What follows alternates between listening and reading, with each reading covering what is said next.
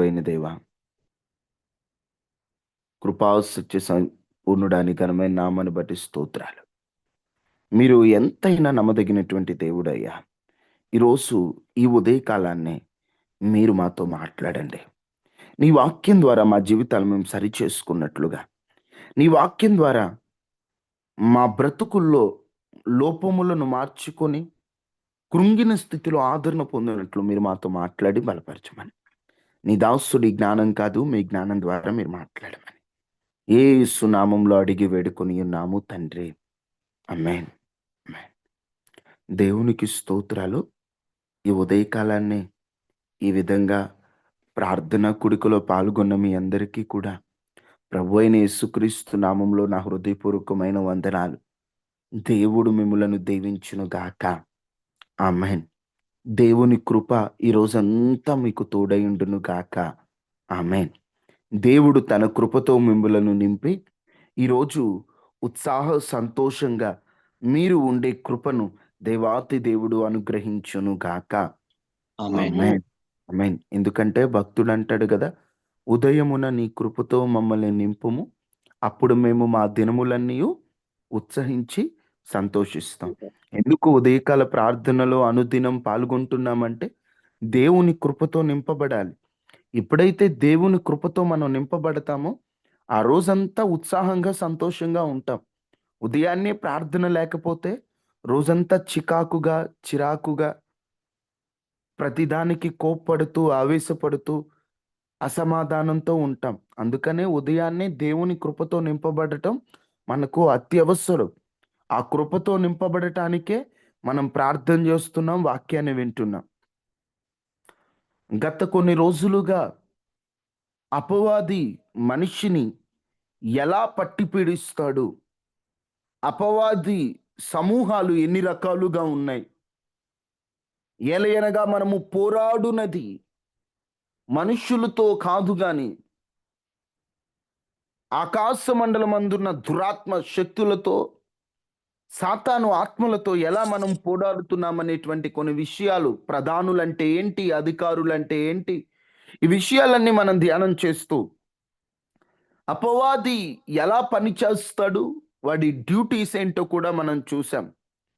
ఇప్పుడు ధ్యానిస్తున్నటువంటి అంశం ఏమిటంటే, సాతాను ఒక మనిషిని ఎలా తన వశపరుచుకోవాలనుకుంటాడు, సాతానుని ఎలా జయించాలో కొన్ని మాటలు మనం ధ్యానం చేస్తూ, అపవాది ఒక మనిషిని శోధించి శోధన ద్వారా ప్రవేశించి వాడు ఒక మనిషి జీవితాన్ని పాడు చేయడానికి ప్రయత్నం చేస్తాడు.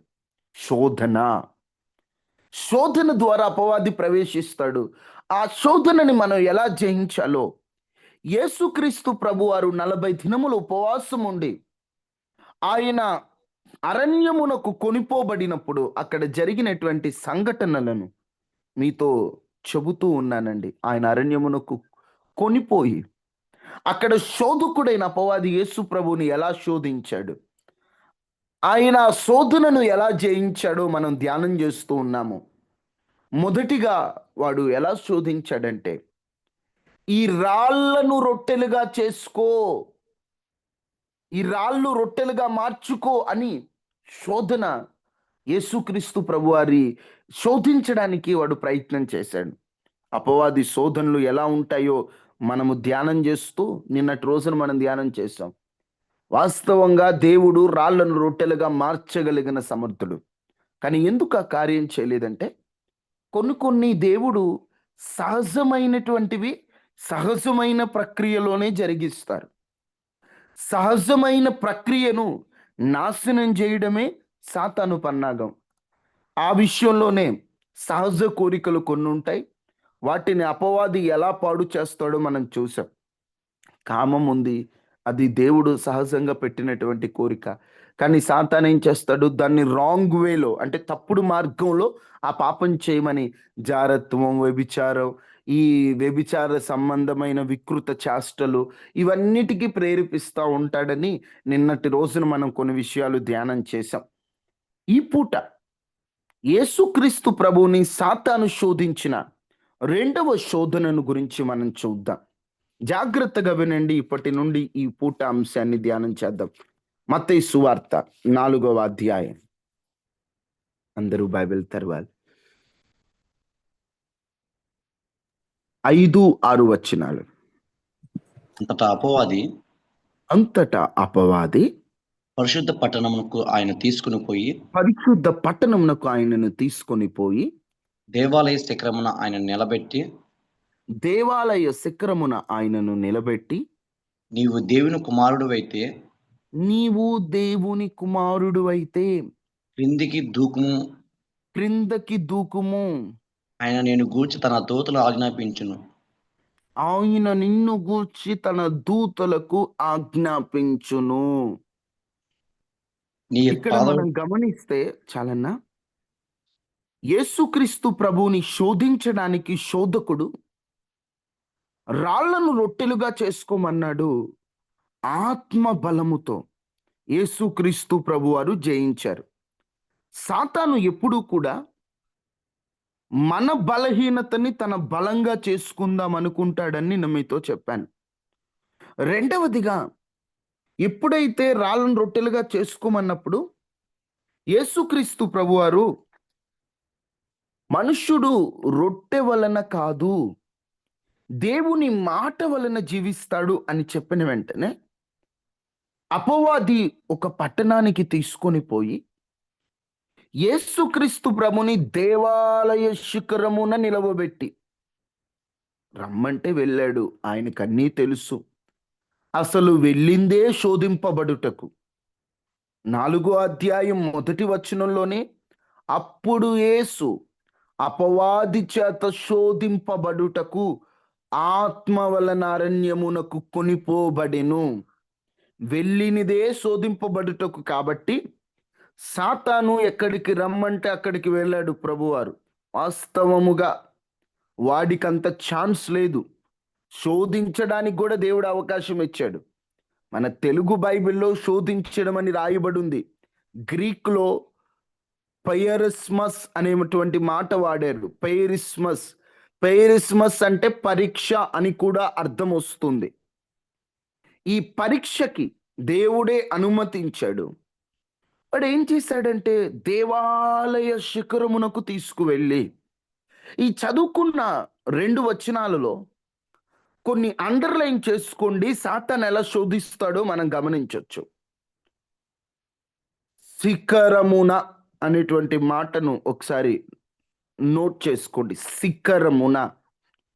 2 కుమారుడు వైతే అనే మాట నోట్ చేసుకోండి. వైతే. 3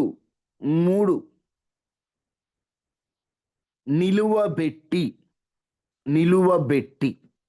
ఇక్కడ మీరు గమనిస్తే ఎందుకు ఈ 3 మాటలు నోట్ చేసుకోమన్నానంటే, యేసు ప్రభుని శోధించడానికి సాతాను మొదట ఎక్కడికి తీసుకెళ్ళింది ప్రభువునంటే పరిశుద్ధ పట్టణమట. ఆ పరిశుద్ధ పట్టణములో దేవాలయపు శిఖరం, తర్జుమాలో ఉంది దేవాలయపు కొన. ఆ కొన అంటే ఒక మాటలో చెప్పాలంటే బాగా హైట్కి తీసుకెళ్ళింది. ముందుకు జరిగితే కింద పడిపోతాం. కొన లాస్ట్లో ఎడ్జెస్లో నిల్చోబెట్టింది. వాస్తవంగా అది పిలిస్తే ప్రభువారు వెళ్ళరు, కానీ శోధింపబడటానికి వెళ్ళారు కాబట్టి ఇక వాడు సాతానుగాడు శోధిస్తున్నాడు. దేవుడు మౌనంగా వాడు రమ్మన్న ప్లేస్కి వెళ్ళాడు. అక్కడ నిలవబెట్టి ఆ కొనలో అక్కడ నిలబెట్టి సాతాను అంటున్నాడు, ఇదిగో నువ్వు దేవుని కుమారుడు అయితే దూకు. అంటే సాతాను ఒకరిని పడగొట్టడానికి శిఖరములను ఎక్కిస్తాడు, ఎత్తుకు తీసుకెళ్తాడు, ఆ స్థాయిలో పెట్టి పడేయాలని చూస్తాడు. అమ్మా, ఈ రోజున తప్పుడు మార్గాల ద్వారా ధనవంతులు అవ్వడం చాలా సులభం. పాప మార్గముల ద్వారా డబ్బు సంపాదించడం చాలా సులభం. అబద్ధాల ద్వారా డబ్బు సంపాదించడం సులభం. సాతాను అంటాడు, రే ఏ మార్గం అయితే ఏమైందిరా, ఏ తప్పు చేస్తే ఏమైందిరా, డబ్బే ముఖ్యం. ఇదిగో నా మాట విను, నేను చెప్పింది చెయ్యి, నిన్ను అక్కడ నించోబెడతా, అక్కడ ఉంచుతా నిన్నంటే చాలా మంది సాతానుకు లోబడిపోయి అన్యాయంగా సంపాదిస్తున్నారు, పొట్టగొట్టి సంపాదిస్తున్నారు, అక్రమ సంబంధాల ద్వారా సంపాదిస్తున్నారు, అన్యాయపు మార్గాల్లో సంపాదిస్తున్నారు. ఏదో ఒక రూపంలో డబ్బు సంపాదించాలని చేయరాని కార్యాలకు చేస్తున్నారండి. ఒకటి తెలుసా, సాతాను ఆ స్థితిలో మిమ్మల్ని ఉంచాలనుకుంటుంది. మిమ్మల్ని ఉన్నత స్థితిలో పెట్టి ఆనందించడానికి కాదు, ఉన్నత స్థితిలో నుంచి మిమ్మల్ని నెట్టివేయడానికి. నెట్టివేయడానికి అక్కడి నుంచి నెడితే పడ్డావనుకో లెగవలేవు. లెగవలేవు. సాతాను అందుకనే నాకు తెలిసిన ఒక ఆయన ఉన్నారండి. ఆయన ఒక ఎంఆర్ఓ. చాలా మంచి స్థితిలో దేవుడు ఉంచాడు.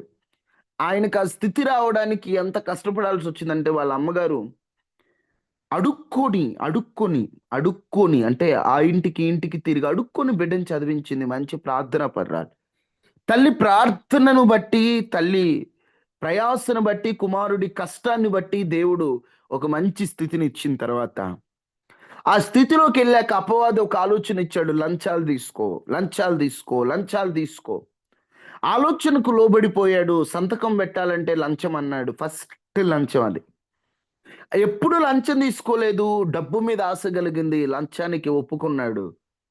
లంచం తీసుకునే టైంలో అధికారులు వచ్చారు. తీసుకుని వెళ్ళి జైల్లో పెట్టేశారు. అతను లంచం ఎక్కువగా డిమాండ్ చేశాడని సస్పెండ్ చేసేశారు. సాతాను చెప్పింది, డబ్బు వస్తే నీకు ఉన్నత స్థాయిలోకి వెళ్ళిపోతావు, నీకే ఇబ్బందులు ఉండవని. కానీ ఆ మనిషి సాతానుకు లోబడ్డాడు. కానీ చివరికి ఎట్లాంటి పరిస్థితి అంటే అసలు ఉన్నది కాస్త పోయి జైల్లో ఉండాల్సిన పరిస్థితులు వచ్చాయి. ఈ మాటలు ఎందుకు మీతో చెప్తున్నానంటే, సాతాను ఒక మనిషిని ఉన్నత స్థితిలో కూర్చోబెడతాను, ఉన్నత స్థితిలో తీసుకొస్తానని చెప్పేది ప్రేమ కలిగి కాదు, అక్కడి నుంచి నెట్టాలని. అపవాదికి అవకాశం ఇచ్చారా, పడిపోతారు. ఈరోజు చాలా మంది అపవాదికి అవకాశం ఇస్తున్నారు. నెబుకద్నెజరు ఉన్నారు. ఉన్నత స్థితిలో ఉన్న, నేను ఈ స్థితిలో నా శక్తితో ఈ మహాబబులోను నిర్మించాననుకున్నాడు. గర్వం ఎక్కువైపోయి గడ్డి తినే పరిస్థితులు వచ్చాయి. ఎక్కువ స్థితిలో ఊహించుకున్నావా, గడ్డి తినే పరిస్థితులు వస్తాయి. దయచేసి చెప్పేది ఏంటంటే, క్రైస్తవుడు ఎప్పటికప్పుడు అణిగి ఉండటం నేర్చుకోవాలి, తగ్గించుకుని ఉండటం నేర్చుకోవాలి. ఈ గర్వం సాతాను ఆత్మ. ఉన్నత స్థితిలో యేసుక్రీస్తు ప్రభువుని అది పడగొట్టలేడు. కానీ ఆయనను ఎలా పడగొట్టిందో మనల్ని అలా ఆయన పడగొట్టాలని ప్రయత్నించింది, పడగొట్టలేకపోయింది. మనల్ని అలా పడగొట్టాలని సాతాను ఏం చేస్తాడంటే, ఒక్కొక్కసారి ఉన్నత స్థితిలో ఉంచుతున్నట్లుగా కనిపిస్తుంది. కానీ అది ఉన్నత స్థితిలో ఉంచడం కాదు, మనల్ని పడవేయడానికి సాతాను చేసినటువంటి ఒక పన్నికం. ఈరోజు సాతాను మాయలు కనిపెడుతున్నారా? అన్యాయంగా సంపాదించాలని ప్రయత్నాలు చేపిస్తూ మనిషి జీవితాన్ని పాడు చేయాలని చూస్తున్నాడు. అమ్మా, అన్యాయంగా వేలకు వేలు, లక్షలు సంపాదించడం కంటే కష్టపడి పని చేసి 4 రూపాయలు ఉంటే చాలమ్మా. ఏ పూటకు ఆ పూట తింటే చాలయ్యా. అన్యాయపు సొమ్ము మనకొద్దు. అన్యాయంగా ఒక వస్తువు మీ ఇంట్లో ఉన్నా కూడా ఉంచొద్దు. దయచేసి పంపించేయండి. ఒక చిన్న స్పూన్ ఉన్నా ఉంచుకోవద్దు. శాపం అది. శాపం. అన్యాయం సొమ్ము మనకొద్దు. న్యాయవంతులుగా ఉన్నది తిందాం. అమ్మా, కష్టపడదాం. ఏ పని చేసుకున్నా తప్పు కాదమ్మా. కొంతమంది కొన్ని పనులు చేయడానికి సిగ్గుపడతారు. ఒకటే చెప్తున్నా, ఒక దొంగతనం తప్ప, ఒక అక్రమ సంబంధ వ్యభిచార కార్యకలాపాలు తప్ప ఏ పని చేసుకున్నా తప్పు కాదు. ఏ పని చేసుకున్నా తప్పు కాదు. ఒక తమ్ముడు వచ్చాడు నా దగ్గరకు ఒక 2 సంవత్సరాల క్రితం. అన్నా, నాకు ఒక పని వచ్చిందన్న, అది మున్సిపల్ వర్క్, కాలువలు తీసే వర్క్. నాకు ఆ పని వచ్చింది కానీ నాకు అది చేయడం సిగ్గుగా ఉందన్న. కానీ శాలరీ 19,000 అన్నారు. ఆ వర్క్ చేయాలంటేనేమో సిగ్గుగా ఉంది, కానీ శాలరీ బాగుందంటే ఒకటే అన్నాను, తమ్ముడు నీ పరిస్థితి అసలేం బాలేదంటే ఆ పని చేయడం తప్పు కాదయ్యా. ఎవరో నవ్వుతారని అనుకుంటే ఈ నవ్వినోళ్ళు ఎవరు నీకు రూపాయి పెట్టరు. అన్యాయంగా వద్దు. ఆ తమ్ముడికి ఇంకొక మార్గం ఉంది. ఇంకొక మార్గం ఏమిటంటే, అన్యాయంగా బెట్టింగులు పెట్టి డబ్బులు సంపాదించి ఫ్రెండ్స్ పిలుస్తున్నారే, బెట్టు పెట్టురా, బెట్టు పెడితే చాలా డబ్బులు వస్తున్నాయి, రా బెట్టింగ్లోకి రా అంటున్నారు. నేను ఎటు వెళ్ళమంటావు అంటే నేను ఒకటే చెప్పాను, పొరపాటున కూడా బెట్టింగులు పెట్టొద్దు. ఈరోజు రూపాయి వస్తుంది అనుకుంటారు, రేపు 2 రూపాయలు పోతుంది. బెట్టింగ్ వాక్యానుసారంగా అది అక్రమం, దేవుడు ఒప్పుకోడు, బెట్టింగ్లు వద్దు, ఈ పని చేసుకో అంటే సిగ్గనుకోలేదు. కష్టపడటం నేర్చుకున్నాడు, కష్టపడి ఎంత సంపాదించాడో తెలుసా? ఆ డబ్బులతోనే స్థలం కొనుక్కున్నాడు, ఆ డబ్బులతోనే సంతోషంగా ఉంటున్నాడు. సాతాను తప్పుడు మార్గాల ద్వారా నిన్ను శిఖరముల మీద కూర్చోబెట్టాలనుకుంటాడు. జాగ్రత్త, శిఖరములు ఎక్కావా అక్కడి నుంచి నెడతాడు వాడు. ఎప్పుడైనా తప్పుడు మార్గాలతో ఉన్నత శిఖరాలు ఎక్కాలనుకోవడం తప్పు. అవి ఎప్పటికైనా పడవేయడానికి కారణం అవుతుంది. మెట్లు ఎక్కితే పైకి ఎక్కుతావు, మెట్లు కాదురా ఇటు నుండి ఎక్కొచ్చు అని తప్పుడు దారి చూపించు అంటే ఎప్పుడైనా జారి పడతావు. అందుకని ఎందుకు ఈ మాట చెప్తున్నాడు? సాతాను ఒక వ్యక్తిని పడగొట్టడానికే వాడు ఉన్నత శిఖరాల మీద కూర్చోబెడతాడు. ఆ శోధనను గమనించి జయించండి, జయించండి. ఎలా జయించాలి? సాతాను గడు తప్పుడు మార్గాలు చూపిస్తే ఆ మార్గాలకు అవకాశం ఇవ్వద్దు. అన్యాయపు సొమ్మును ఆశిస్తే మనం సంపాదించుకునేది ఏం లేదు. దేవుని పిలుపు కన్నా, దేవుడు చెప్పిన వాగ్దానముల కన్నా బిలాముకి బాలకు బహుమానమే గొప్పదైంది. ఆ బహుమానం గొప్పదైంది. శపిద్దామని వెళ్ళాడు, కానీ దేవుడు ఆ శాపాలను ఫలింపజేశాడా? బహుమానం అధికమైందా? అంత దేవుడు ఇచ్చేటువంటి వాటికి సాతాను అట్లా ఆకర్షిస్తాడు. సాతాను ఆకర్షణలకు లొంగాడండి. ఒక చెడ్డ ప్రవక్త గాడిద ముందుకెళ్ళి గాడిదతో దేవుడు మాట్లాడాడు, కానీ బిలాముతో మాట్లాడలేదు. దేవుడు మాట్లాడుతుంటే గాడిద గ్రహించింది, దేవదూతను చూచింది, కానీ బిలాము చూడలేకపోయాడు. ప్రత్యక్షత కోల్పోయి. గుర్తుపెట్టుకోండి, అపవాది బహుమానాలకి, అక్రమ సంపదకి అవకాశం ఇచ్చావా, ప్రత్యక్షతలు కోల్పోతావు. ప్రవక్త అంటే ఏంటండి? ఒక మాటలో చెప్పండి. ప్రవక్త అంటే పాత నిబంధనలో ఎలా పనిచేసేవాడు? దేవుడు చెప్పిన మాటను ప్రజలకు చెప్పేవాడు కదా. పాత నిబంధన ప్రవక్తల ప్రత్యక్షత ఏంటి? డైరెక్ట్ గా దేవుడు మాట్లాడేవాడా కాదా? దేవునికి మనకు మధ్యవర్తిగా ఉండేవాడు ప్రవక్త. దేవుని మాట మనకు చెప్పాడు. దేవునికి మనకు మధ్యవర్తిగా ఉన్నప్పుడు దేవుడితో డైరెక్ట్ గా సంభాషించి దేవుడి స్వరాన్ని వినే ప్రత్యక్షత పాత నిబంధనలో, ఆది కాలంలో ప్రవక్తలకు ఉందా లేదా? ఉంది.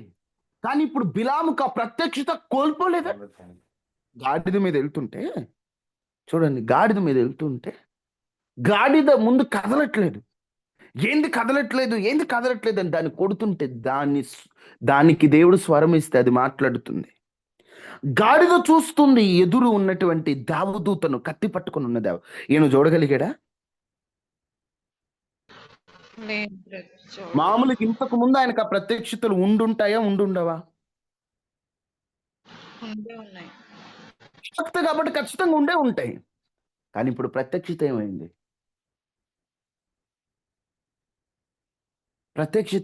కోల్పోయాడా లేదా? కోల్పోయే పరిస్థితులు ఎందుకు వచ్చాయో తెలుసా? బహుమానాలు ఆశించాడు. సాతాను ఈరోజు నిన్ను కూడా తప్పుడు మార్గముల ద్వారా ఉన్నత శిఖరానికి ఎక్కిచ్చేస్తా, ఉన్నత శిఖరంలో పెడతానంటే లోబడ్డావా, ప్రత్యక్షతలు కోల్పోతావు. వాడికి లోబడితే దేవుడు నిన్ను ఎందుకు పిలిచాడో, దేవుడు నిన్నెందుకు వాడుకోవాలనుకుంటున్నాడో, ఆయన తన పనిలో నిన్ను వాడబడేటట్లుగా దేవుడు ఏం చేయాలనుకుంటున్నావు, అవన్నీ కోల్పోతావు. జాగ్రత్త. ఈరోజు చాలా మంది అలాగున్న ప్రత్యక్షతలు కోల్పోయిన వారు ఉన్నారు. ఒకప్పుడు మంచి దర్శనాలు చూసేవారు, ఒకప్పుడు మంచి కళల అర్థం చెప్పేవారు, ఒకప్పుడు ప్రవచనాలు మాట్లాడేవారు, ఒకప్పుడు భాషలు మాట్లాడేవారు, అన్నీ ఉండేవి. ఇప్పుడు ఏమీ లేవు. కారణం ఏంటంటే ప్రత్యక్షతలు కోల్పోతున్నారు, అపవాదికి అవకాశం ఇవ్వడాన్ని బట్టి. సాతానుకు ఎక్కడ అవకాశం ఇచ్చారో ఒక్కసారి ఒప్పుకొని విడిచిపెట్టి ఒక రోజు కాకపోతే ఒక 3 రోజులైన ఉపవాసం ఉండి, అయ్యా నేను ఈ ప్రత్యక్షత కోల్పోయాను, అయ్యా తొందరపడి ప్రత్యక్షతను కోల్పోయిన ప్రత్యక్షతను నాకు మరలా కావాలని నువ్వు భారం ఎత్తి ప్రార్థన చేయగలిగితే నా దేవుడు నూతన ప్రత్యక్షతలు నీకు ఇవ్వబోతున్నాడు. కోల్పోయిన ప్రత్యక్షతలు దేవుడు నీకు ఇవ్వబోతున్నాడు. ఆయన నీతో మాట్లాడి నిన్ను దర్శించబోతున్నాడు. దేవుని ప్రత్యక్షతలు పొందాలి. అపవాది శోధించుటకు శిఖరములనెక్కించాడు. గుర్తుపెట్టుకోండి. శిఖరములెక్కి ఇటువంటి అర్థమవుతుందా? తప్పుడు మార్గాల ద్వారా ఉన్నత స్థాయిలో ఉంచాలనుకున్నాడు. కానీ క్రైస్తవుడు ఎప్పుడు వాటికి లోబడడు. యేసుక్రీస్తు ప్రభు కూడా లోబడల. శోధిస్తాడని తెలిసి, శోధన ఉంటుందని తెలిసే వెళ్ళాడు కాబట్టి పిలిస్తే వెళ్ళాడు. లేదా నా దేవుడు అసలు వాడు పిలిస్తే దేవుడు రావడం ఏంటి? శోధింపబడుటకు వెళ్ళాడు కాబట్టి అట్లా అట్లా లోబడ్డాడు అంతే. ఆ లోబడలేదు కూడా, సాతానికి లోబడ్డాడు అనే మాట కూడా మనం వాళ్ళం. అట్లా ఊరకాల వెళ్ళాడు అనమాట అంతే. అక్కడ ఏం చేశాడు? ఉన్నత శిఖరములను ఆయనను ఎక్కించి అక్కడ ఏం చేశాడో తెలుసా? శిఖరమును ఆయన నిలువబెట్టి అక్కడ నిలవబెట్టాడు. నిలవబెట్టి ఇక్కడ మాట్లాడతాడు, నువ్వు దేవుని కుమారుడు వైతే వైతే దూకు. నువ్వు నిజంగా దేవుడి కుమారుడువా అయితే దూకు. అంటే దేవుని కుమారుణ్ణి అంటే నువ్వు నిజంగా వాడికి తెలీదా? సాతానికి తెలుసు. కానీ సాతాన్ ఏం చేస్తాడంటే ఒక మనిషిని పడగొట్టుటకు రెచ్చగొడతాడు. జాగ్రత్త. యేసుక్రీస్తు ప్రభు వారైతే ఛాన్స్ ఇవ్వాల, కానీ ఒక్కొక్కసారి మనం ఛాన్స్ ఇస్తామండి. వాడు రెచ్చగొడుతుంటాడు. ఎలా రెచ్చగొడతాడో తెలుసా? ఈరోజు యవనస్తులకైతే మగాడివైతే, ఆడదానివైతే, దమ్మున్నదానివైతే, నువ్వు అసలు నిజంగా నీ ఒంట్లో దమ్ముంటే ఉంటే వైతే, సాతాను ఒక మనిషిని రెచ్చగొట్టడానికి మాట్లాడే మాటలు ఇవన్నీ. వాడు రెచ్చగొడితే దేవుడు రెచ్చిపోడండి. రోజు చాలా మంది సాతాను ఏం చేస్తాడంటే మనల్ని రెచ్చగొడుతుంటే ఎట్లా అయినా ఈ పాపం చేయించాలి, ఎలా అయినా వీడిని పడగొట్టేయాలని సాతాను శోధిస్తుంటాడు. శోధనకు మనం ఎందుకు లొంగుతున్నాం?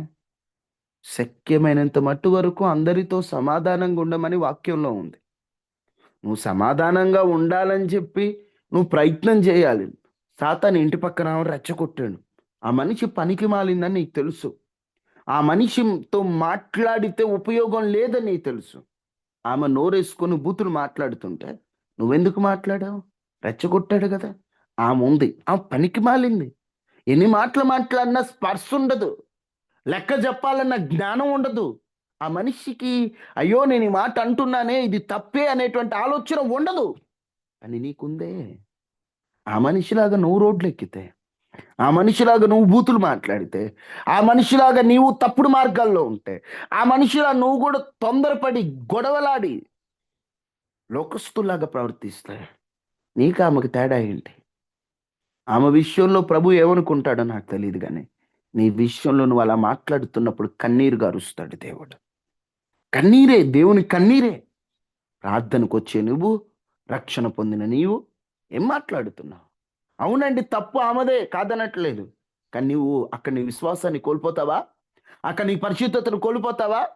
అక్కడ నీ నోటిని అపవిత్రపరుచుకుంటావా? ఇంత భక్తి చేస్తున్నావు, లోకంలో ఉన్న వారందరూ తప్పుడు మార్గంలోకి వెళ్తుంటే నువ్వు మాత్రం అల్లలాగా ఉండకూడదండి, పరిశుద్ధంగా ఉండాలండి, పరిశుద్ధతే ముఖ్యమండి అని పాపాన్ని విడిచిపెట్టి టీవీలు పక్కన పెట్టి అన్ని ప్రక్కన పెట్టి ఒక దాని దగ్గర పోగొట్టుకుంటావా?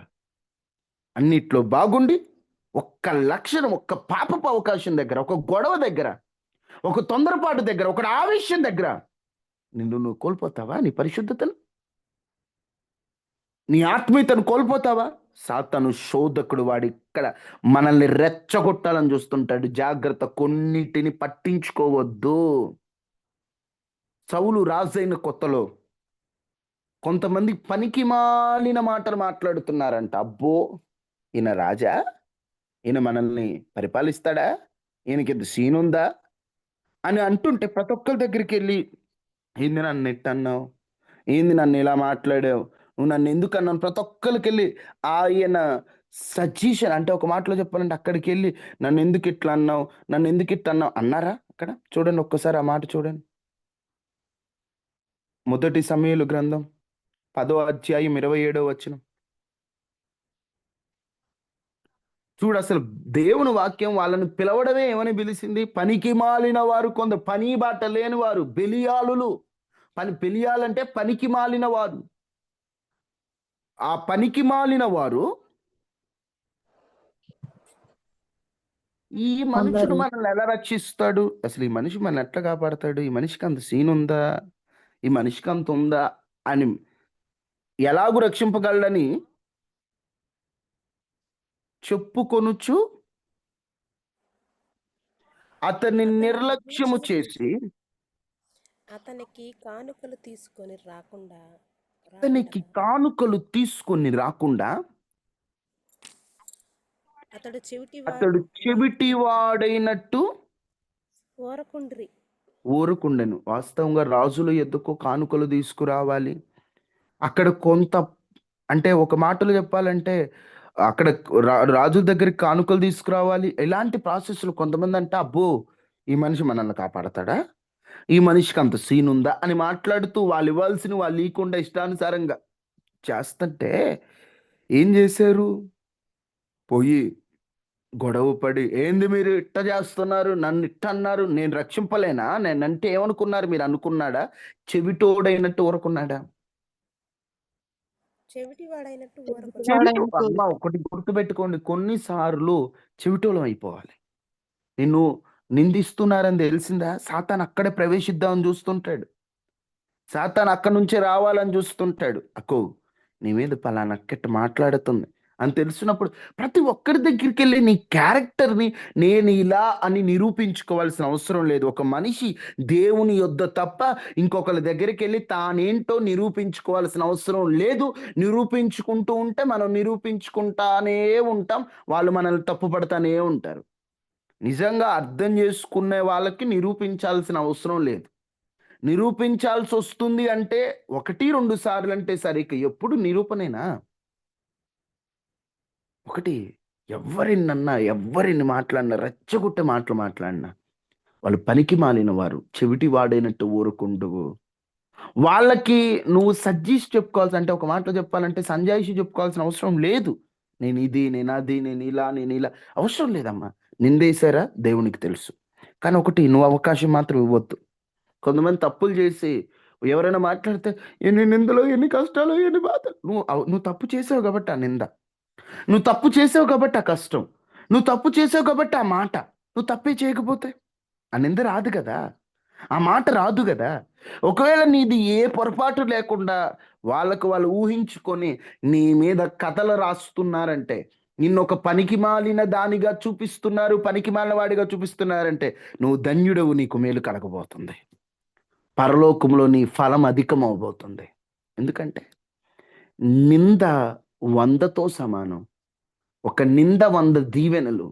నీ మీద నిందలు పడే కొద్దీ ఆ తప్పు నువ్వు చేయకపోతే నిందకు వెళ్ళి నువ్వు ప్రతి ఒక్కరికి వెళ్ళి నేను ఇది అని చెప్పుకోవద్దు. నీ దగ్గరకు వస్తే నువ్వు మాట్లాడు, నీ దగ్గరకు రాకుండా నువ్వేం మాట్లాడద్దు, మౌనంగా ఉండు, ప్రభు వైపు చూడు. వారు నిందించే కొద్ది దేవుడు నిన్ను ఆశీర్వదిస్తాడు. ఎందుకు ఇవన్నీ చెప్తున్నానంటే సాతాను రెచ్చగొడతాడు, రెచ్చగొడతాడు. నిందల ద్వారా ఒక మనిషి దేన్నైనా తట్టుకుంటాడు కానీ నిందేస్తే తట్టుకోలేడండి. ఎందుకంటే చేయని తప్పు చేసావంటే ఎవరికైనా కోపం వస్తుంది కదా. నన్ను ఆ మాట ఎందుకన్నావు, నేను ఆ తప్పు చేయలేదు, నన్ను ఎందుకన్నావు అంటావు మనుషులు. మనం ఈరోజు నిన్ను కొంతమంది నిందిస్తుంటే నువ్వు వెళ్ళేసి అసలు ఇట్లా నిందిస్తున్నా అట్లా వాటి గురించి ఆలోచించి ప్రార్థన కూడా చేసుకోకుండా భక్తిలో ఉండకుండా నువ్వు బాధపడుతూ కలవరపడుతున్నావేమో. ఒక్కడే చెప్తున్నా, నీ మీద వచ్చిన నిందల గురించి ఆలోచించొద్దు. యేసు ప్రభుని బయల్జెబుల్ అధిపతి అన్నారు. బయల్జెబు ఎవరో తెలుసా? వాడొక, నిజం చెప్పాలి, దెయ్యాల ఆత్మ, అదొక సాతాను స్పిరిట్ పేరు. యేసు ప్రభుని పట్టుకొని అపవాద ఆత్మ పేరు పెట్టి పిలిచిన నేను దెయ్యాన్ని కాదు, నేను దేవుణ్ణి, నన్ను ప్రతి ఒక్కరి దగ్గరికి వెళ్ళి నేను దేవుణ్ణి, నేను దేవుణ్ణి, నేను దేవుణ్ణి అన్నారా? ఆయన సిలువకెక్కి మరణాన్ని గెలిచి లేచిన తర్వాత ప్రతి మోకాలు వంగింది. ప్రతి ఒక్కరూ ఆయన్ని గొప్పవారని పొగిడారు. రేపటి రోజున యేసునామములో ప్రతి మోకాలు వంగుతాయి. ప్రతి ఒక్కరి దగ్గరికి వెళ్ళి ప్రభు ఏం క్లారిటీ ఇచ్చుకోలే. అసలు ఆయన దేవుని కుమారుడు అని కొందరు నమ్మలా. వెళ్ళి నేను కుమారుడు అని ఆయన చేసింది ఆయన చేసుకుంటూ వెళ్ళిపోయాడు. అర్థమయ్యే రోజు అర్థమయ్యాయి రోజు నువ్వు కూడా ప్రతి ఒక్కరికి వెళ్ళి నేను ఇదని చెప్పుకోకూడదు. నువ్వేంటి అర్థమయ్యే రోజు అర్థమవుతుంది. ప్రభు వైపు చూడు, నిందలను ఆలోచించొద్దు, మీ మైండ్ను పాడు చేసుకోవద్దు, అవమానములను ఆలోచించొద్దు, అవమానమును నిర్లక్ష్య పెట్టండి. అవమానిస్తున్నారు, ఎక్కడికి వెళ్ళినా అవమానంగా మాట్లాడుతున్నారా, నిందిస్తున్నారా, తక్కువ చూస్తున్నారా, ఏం పట్టించుకోదు. ప్రభు సన్నిధిలో దేవుడి చేతిలో పెట్టే, నీ ఇష్టం ప్రభువా, నీ చిత్తం ఆయన చేతిలో పెట్టేసాయి. నిందకు భయపడద్దు, అవమానమునకు భయపడద్దు, పరిస్థితులకు భయపడద్దు. దేవుడు మీకు తోడే ఉన్నాడు. మరి ఎందుకు కలవరపడుతున్నారు? అమ్మా, నిందపడినప్పుడల్లా సాతాను రెచ్చగొడుతుంటాడు. వాడు రెచ్చగొడితే నువ్వు ఏంటి, నీకు అసలు దమ్ము లేదా, సైలెంట్గా ఉంటే ఇలానే మాట్లాడతారు, అలానే నా లైఫ్లో నేను చాలా చూశానండి. అవమానించిన నోరు అభిమానించటం, నింద వేసిన నోరే లెంపలేసుకొని ఎందుకు వేసానా ఈ నింద అని ఒప్పుకున్నవి ఉన్నాయి. రెచ్చగొడతాడు అపవాది. వద్దు, నువ్వేంటో నిరూపించుకోవాల్సిన అవసరం లేదు దేవుడికి తప్ప. బాధపడద్దు. నన్ను ఎందుకు ఇట్లా అన్నారు, నన్ను ఎందుకు అందరూ అపార్థం చేసుకుంటున్నారు, నన్ను అందరు ఎందుకు తప్పు అనుకోవద్దు. పడితే పట్టని, తప్పు పడితే పట్టని, ఏం కాదు. నువ్వేంటో దేవునికి తెలుసు. లోకం నిన్ను ఒక తప్పుడోడిగా చూసిన, లోకం నిన్ను ఒక పనికి మాలిన వ్యక్తిగా చూసిన, దేవుడికి తెలుసు నువ్వేంటో. నిన్ను సృజించిన వాడు నీ కన్న తండ్రి అయి ఉన్నాడు. తండ్రికి తెలుసు అంతా, తండ్రి చూసుకుంటాడు. సాతాను రెచ్చగొడతాడు. అర్థమవుతుందమ్మా? సాతాను శోధనలు ఎలా ఉంటాయి? ఒకటి, తప్పుడు మార్గాల ద్వారా ఉన్నత శిఖరాల్లో ఉంచాలనుకుంటాడు. 2, రెచ్చగొడతాడు. నువ్వు దేవుని కుమారుడు అయితే. మొదట శోధన వచ్చినప్పుడు రాళ్ళను రొట్టెలుగా చేసుకోమన్నప్పుడు దేవుడు సాతాన్ని ఎలా ఓడించాడంటే వాక్యం ద్వారా ఓడించాడు. ఏం చేశాడు? మనుషుడు రొట్టె వల్ల కాదు, దేవుని నోట నుండి వచ్చే మాట వలన జీవిస్తాడన్నాడు. ఇప్పుడు సాతాను రెండోసారి ఏం చేశాడు తెలుసా? దేవుణ్ణి డైరెక్ట్ ఎలా శోధించాడు? నువ్వు ఇక్కడ నుంచి దూకు, నిన్ను గూర్చి ఆయన తన దూతలకు ఆజ్ఞాపిస్తాడు, నీ పాదములకు ఏం తగలకుండా వాళ్ళు నిన్ను అట్లా ఎత్తి పట్టుకుంటారు. వాక్యం ద్వారా దేవుడు సాతాను సమాధానం ఇస్తే, ఇప్పుడు సాతాను ప్రశ్న ఎలా ఉంది? వాక్యంలో నుండే. సాతాను అందుకే వాడు జిత్తులు మారి నక్క. ఆ జిత్తులు మారి నక్క అయిన సాతాను ముందు ఒక సమాధానం చెబితే, ఆ సమాధానం చెప్పినటువంటి వెంటనే దేవుడు వాక్యంతో ఆ సమాధానాన్ని, ఒక మాటలో చెప్పాలంటే ఆ సమాధానం చెప్పి దేవుడు పంపించేస్తూ మళ్ళీ వాక్యాన్ని పట్టుకొని వచ్చాడు. వాక్యాన్ని పట్టుకొని వచ్చి, ఇదిగో ఇక్కడి నుంచి దూకితే కాపాడుతానని కీర్తనలో 91 అధ్యాయంలో ఉంది కదా, దూకు కాపాడితే నీకేం పాదములకు రాయి తగులకుండా వారిని తమ చేతుల మీద ఎత్తి పట్టుకొందురని ఉంది కదా, నువ్వు వాక్యం ద్వారా నన్ను పంపించేసి అదే వాక్యాన్ని పట్టుకొని వచ్చానంట. అంటే ఏంటో తెలుసా? సాతాను నిన్ను శోధించడానికి కొన్ని వాక్యాలను తప్పుడు పద్ధతిలో చూపిస్తూ నిన్ను శోధిస్తాడు. సత్యములో నిన్ను వెళ్ళనీయకుండా తప్పుడు పద్ధతిలో. ఈరోజు చాలా మంది వాక్యాన్ని మిస్అండర్స్టాండింగ్ చేసుకుంటున్నారండి. వాక్యము తప్పుడు విధానంలో వారు అర్థం చేసుకుంటున్నారు. దేవుని వాక్యం సత్యమైంది. దయచేసి వాక్యం అర్థం చేసుకోవాలంటే పరిశుద్ధాత్మని సహాయం కావాలి. మీకు వాక్యం అర్థం కావాలంటే పరిశుద్ధాత్మని సహాయాన్ని తీసుకొని వాక్యాన్ని అర్థం చేసుకోండి తప్ప దయచేసి సొంత పెత్తనాలు చేయొద్దు. వాక్యం విషయంలో మీకు నచ్చినట్టు అర్థమయ్యేటట్లుగా వాక్యాన్ని తన సొంత పద్ధతిలో ఆలోచించొద్దు. వాక్యాన్ని ఎప్పుడు కూడా మిస్లీడ్ చేయకూడదు. తప్పుడు మార్గాలు ఈరోజు అసత్యంలో పడిపోతున్నారు. పరమ యెరూషలేము మనకు తల్లి అని గలతీలో ఒక మాట రాయబడి ఉంటుంది. దాని అర్థం ఏంటంటే మనం ఉండాల్సినటువంటి స్వరాజ్యం అక్కడుంది అని. యెరూషలేము తల్లి అంటే యెరూషలేము తల్లి కాదు, యెరూషలేములో తల్లి ఉంది. ఆ తల్లి భూమి మీదకి వచ్చింది, చైనా వచ్చింది, ఆ తల్లిని నమ్ముకోండి అని తప్పుడు మార్గం. తప్పుడువే. దేవుడు చెప్పింది ఏంటి, చేస్తుంది ఏంటి? ఎన్ని తప్పుడు బోధలు, ఎన్ని తప్పుడు మాటలు, ఎన్ని తప్పుడు వస్తున్నాయో జాగ్రత్త. వాక్య జ్ఞానం లేదా శోధిస్తాడు సాతాను. యేసుక్రీస్తు ప్రభుకి ఆయన వాక్యమే ఆయన అయి ఉన్నప్పుడు వాడు వాక్యంతో తప్పుడు మార్గంలోకి వెళ్తే ఆయన నీ దేవుడైన ప్రభువుని శోధింపకూడదని కూడా ఉంది. వాక్యాన్ని తప్పుడు మార్గంలోకి వచ్చినప్పుడు వాక్యం ద్వారానే జవాబు చెప్పాలి. ఈరోజు తప్పుడు మార్గాలు, తప్పుడు బోధలు, తప్పుడు వాక్యాలు ఎన్నో ఉంటాయి. అంటే దేవుని వాక్యం సత్యమైందే, కానీ దాన్ని తప్పుడు మార్గంలో మళ్ళించుకుంటున్నారు చాలామంది. దయచేసి కంట కనిపెడుతుండండి, ఏది సత్యమా, ఏది అసత్యమా, ఏది నిజమా, ఏది అబద్ధమా, ఇది గమనిస్తూ ఉండాలి. 3, సాతాను అంటే ఒక మాటలో చెప్పాలంటే తప్పుడు బోధల ద్వారా మనల్ని శోధించాలని చూస్తుంటాడు. ప్రతి బోధ నమ్మొద్దు. ఏది కరెక్ట్ బోధ, ఏది తప్పుడు బోధ, ఏది వాక్యానుసారమైన బోధ, ఏది వాక్య విరుద్ధమైన బోధ. చాలామంది తప్పుడు బోధకులు ఎక్కువైపోయారు. బైబిల్లో ఒక మాట ఉంటుంది, నువ్వు సింహములను నాపాములను అణగద్రొక్కెదు అని. ఒక ఆయన ఆ మాట చేసి వెంటనే పాములు ఎక్కడున్నాయి అక్కడికి వెళ్ళి పాముని తొక్కి నన్ను ఇప్పుడు దేవుడు కాపాడాలి, పాము నన్ను తొక్కానంటే అది కాటేసిందంటే, నన్ను దేవుడు కాపాడాలి, నన్ను ఎందుకు కాపాడలేదు, వాగ్దానం ఇచ్చాడు కదా అన్నాడు, అలానే చనిపోయాడు. చాలా మంది ఆ తప్పుడు మాటను పట్టుకొని దేవుడు వాగ్దానం ఇచ్చాడు కదా ఎందుకు ఇలా చేశాడంటే, నువ్వు కావాలని తొక్కితే నేను కాపాడుతాను అనలా. రెండు విధానాలుగా ఉన్నాయి వాక్యం. ఒకటి, పొరపాటున అలాంటివి జరిగితే దేవుని చిత్తం అయితే దేవుడు రక్షిస్తాడు, కాపాడుతాడు. రెండు, ఆయన చెప్పిన విధానం ఏంటంటే, సింహము లాంటి అపవాది శక్తులు అక్కడ అంటే ఒక మాట సాదృశ్యపరంగా కొన్ని ఉంటాయి, వాటిని త్రొక్కుతావని అర్థం తప్ప నిజంగా వెళ్ళి పాము దొక్కితే నీకేం కాదని అంటే విశ్వాసాన్ని మూఢనమ్మకంగా మారుస్తాడు అపవాది. కొంతమంది అంటారు, మేము హాస్పిటల్కి వెళ్ళం, ఏదైనా బాగాలేకపోతే హాస్పిటల్కి వెళ్ళండి, మేము హాస్పిటల్కి వెళ్ళము అని తీర్మానం చేసుకుంటే అది మీ ఇష్టం అండి. అది కొంతమంది తీర్మానమే, హాస్పిటల్కి వెళ్ళము, దేవుడు దేవుడు స్వస్థపరిస్తేనే అది మీ తీర్మానం, దాన్ని తప్పు పట్టలేము. ఎందుకంటే కొంతమంది దైవిక స్వస్థత మీద ఆధారపడిన వారు ఉంటారు, అది వారి ఇష్టం. కానీ హాస్పిటల్కి వెళ్ళిన వాళ్ళు తప్పని మనం అనకూడదు.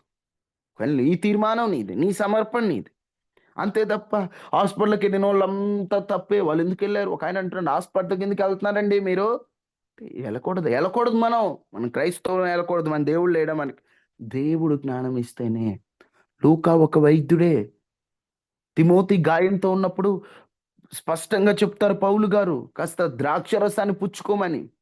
ఒకసారి హిస్కియా అనారోగ్యంతో ఉన్నప్పుడు అక్కడ అజ్జూరపు ఆ ఆకులను అక్కడ పెట్టమని చెప్పారు, ఆ పండు అక్కడ పెట్టమని చెప్తారు. అంటే ఒక మాటలో చెప్పాలంటే వైద్యులకు జ్ఞానం ఇచ్చేది దేవుడే. వెళ్ళకపోతే అది మీ తీర్మానం, దాన్ని ఎవరు కాదనలేరు, అది మీ తీర్మానం. కానీ వెళ్ళేవారిని తప్పుపట్టదు. అంటే ఎందుకు ఈ మాటలు చెప్తున్నట్టు, వాక్యాన్ని తప్పుడు పద్ధతిలో చూపిస్తూ అన్యులకి క్రైస్తవులేంటి ఇలా ఉన్నారు అనే విధంగా కొంతమంది తయారవుతున్నారు. దయచేసి అది సాతాను పన్నాగం. ఎందుకంటే నలుగురిలో క్రైస్తవ్యాన్ని తక్కువ చేయటానికే. కొంతమంది భర్తతో ఉండరు, అదేంటంటే దేవుడే నాకు ఎక్కువ, నాకు భర్త అవసరం లేదంటాడు. ఇవన్నీ బైబిల్ ఎక్కడ ఉన్నాయండి? భార్య భర్తలు ఇద్దరు ప్రేమగా ఉండండి, దేవుణ్ణి ప్రేమించు అంతే, నీ భర్తను కూడా గౌరవించు, నీ భర్తను కూడా ప్రేమించు. ఈ వాక్యాన్ని తప్పుడు పద్ధతిలో చూపిస్తుంటారు కొంతమంది. ఇప్పుడు ప్రార్థన అంటే పిల్లల్ని పట్టించుకోరు, పిల్లల గాలికి వదిలేస్తుంది. చుట్టూ చూసి అన్యులు ఏమనుకుంటారు, ఏం ప్రార్థనలో ఏమోరా, పిల్లల కడుపు నిండా అన్నం పెట్టదు, పిల్లల్ని పట్టించుకోదు, ఏం భక్తో ఏమో, అట్లా అనిపించుకోకూడదు ఎప్పుడు కూడా. అది వాక్యాన్ని తప్పుడు మార్గంలో చూపించడం సాతాను పన్నాగం, అది తెలుసా మీకు? సాతాను ఇప్పుడు ఎట్లా లోకాన్ని ప్రజెంట్ చేస్తాడంటే, క్రైస్తవులంటే బాధ్యత లేని వాళ్ళు అని ప్రజెంట్ చేస్తారు. కానీ బైబిల్లో ఏమైనా భర్తతో భార్య ఎలా ఉండాలి, భార్యతో భర్త ఎలా ఉండాలి, పిల్లలు తల్లిదండ్రులతో ఎలా ఉండాలి, తల్లిదండ్రులు పిల్లలతో ఎలా ఉండాలి, వృద్ధులు ఎలా ఉండాలి, ప్రతి ఒక్కరు ఎట్లా ఉండాలో బైబిల్లో ఉంటుంది. కానీ వాళ్ళు అలా చూపించడం ద్వారా అన్యులు, అబ్బో క్రైస్తవంలోకి వెళ్తే ఎట్టుండాలేమో, ఒక ఆమె ఉంటుంది, క్రైస్తవంలోకి వెళ్తే అయ్యో ఎప్పుడు తెల్లసిరి కట్టుకొని ఉండాలి, మా ఇంట్లో వాళ్ళు ఒప్పుకోరంటుంది. ఎన్ని బైబిల్లో లేవమ్మా. దయచేసి క్రైస్తవ్యానికి నేను తీర్మానం తీసుకున్న వాళ్ళు తప్పనట్లేదు, అందరూ అలా ఉండాలంటే అది కరెక్ట్గా కుదరదు కదా. అన్ని రంగులు దేవుడు సృజించినప్పుడు మావులప్పుడు ప్రార్థనకి తెల్లయి కట్టుకో, మావులప్పుడు రంగు వేసుకో. నీ వస్త్రముల ద్వారా అపవిత్రంగా ఉండకూడదు, నీ వస్త్రముల ద్వారా ఒకళ్ళ అపవిత్రత రాకూడదు. అంతేకాని నీవు వస్త్రములను సరిగ్గా వేసుకోవడంలో ఏ కలర్ అయితే ఏమైంది. ఇవన్నీ ఎందుకు చెప్తున్నానంటే, వాక్యాన్ని తప్పుడు పద్ధతిలో చూపిద్దాం సాతాను శోధన. నువ్వు వాక్య జ్ఞానం కలిగి పరిశుద్ధాత్మ నడిపింపుతో ఆ వాక్య జ్ఞానం నువ్వు కలిగి ముందుకెళ్తుంటే ఆ శోధన నువ్వు జయించగలుగుతావు. రెండవ శోధన యేసుక్రీస్తు ప్రభు వారి జీవితంలో ఎలా వచ్చిందో, ఎలా ఆయన జయించాడో మనం చూసాం కదా. వాక్యం ద్వారా సాతాను శోధించాలనుకోండి, వాక్యం ద్వారా జవాబు నువ్వు దేవుని కుమారుడు అయితే అంటే దేవుని నిరూపించుకోలే. ఉన్నత శిఖరములో పెడితే దేవుడు శిఖరములకు ఎక్కానని ఆయన సంబరపడిపోలా. ఈరోజు మనం ఎలా ఉన్నామో ఒకసారి పరీక్షించుకుందాం. అందరూ ప్రార్థన చేసుకుందాం. ఇప్పటికే ఆలస్యం అయిపోయింది. ప్రార్థన. మహాపరిశుద్ధుడ, మహోన్నతుడు అయిన దేవ, సర్వాధికారి అయిన తండ్రిని ఘనమైన నామమును బట్టి వందన. ఈరోజు ఈ ఉదయకాలాన్ని ప్రార్థనలో పాల్గొన్న వారందరి జ్ఞాపకం చేసుకోండి. అనారోగ్యంతో ఉన్న వారి జ్ఞాపకం చేసుకోండి. మానసికంగా కృంగిపోయిన వారి జ్ఞాపకం చేసుకోండి. మీ పిల్లలకు తోడుగా ఉండండి. సాతాను ఎలా శోధిస్తాడో వాడి శోధనలకై మేము లొంగిపోకుండా ఎలా జయించాలో కూడా మీరు మాకు తెలియచేస్తున్నారు. అయ్యా, నీ వాక్యం ద్వారా మా జీవితాలు మేము సరి చేసుకుని మా బ్రతుకులను బాగు చేసుకున్నట్లు సహాయం చేయమని, నీ వాక్యం ద్వారా మాతో మాట్లాడమని మీరు వాక్యం ద్వారా మమ్మల్ని హెచ్చరించమని, మీరు వాక్యం ద్వారా మమ్మల్ని నిలబెట్టమని, మాకు ధైర్యాన్ని ఇవ్వమని, మీరు బలాన్ని ఇవ్వమని, మీ శక్తితో మమ్మల్ని నింపమని, ఈరోజు ఈ ప్రార్థన కూడికలో పాల్గొన్న వారందరినీ జ్ఞాపకం చేసుకోమని, అయ్యా ఎవరెవరి అవసరాలు ఏమున్నాయో వారి అవసరాలు తీర్చమని, ప్రతి ఇంటి చుట్టూ కంచి వేసి వైరస్లు, ప్రమాదాలు, అనారోగ్యాలు రాకుండా కాపాడమని, ప్రతి ఒక్కరికి క్షేమాన్ని ఇవ్వమని, ఈ గ్రూప్ అంతటిని ఆశీర్వదించమని యేసు నామములో అడిగి వేడుకుంటున్నాం తండ్రి. ఆమేన్.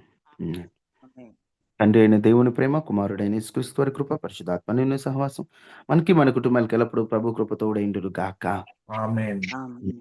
ఆమేన్. అందరికీ అందరికీ వందనాలు. వందనాలమ్మా. వందనాలు తండ్రి. వందనాలమ్మా. వందనాలమ్మా. అందరికీ వందనాలమ్మా. వందనాలు.